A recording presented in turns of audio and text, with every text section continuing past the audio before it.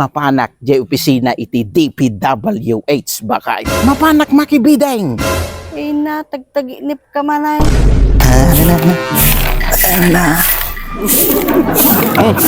Bakay, lumwara ka. Ne, nakapurma ka matlakay, nakapumada ka. Ampay, pag anak kami tikasar. Anya? Ay da apaw. Gapo nakapustura akon bakay. Mapan mga nagtikasaray na. Ay na, ako bakay. Day tuyo yung datay aldaw nga orayen tabakay. Dato yun datay aldaw nga ara paapon tabakay. Bumak ng tanbakay te. Tuma nang nasawsaw ang. Ay na po, nakatunukan sa ti atang lakay. Ay na, apo bakay te. Ampay pa panam. Mapanak di opisina iti DPWH bakay te. Mapanak makibideng. Bideng, kawain bakay te. You hear it right bakay te.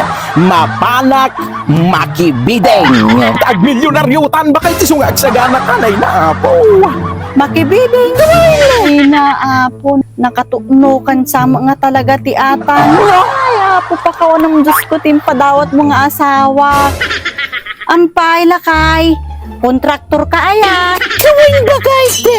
Kaya mapanak garod makibideng bakay te. Ay na apo, ampay, dimyam mo.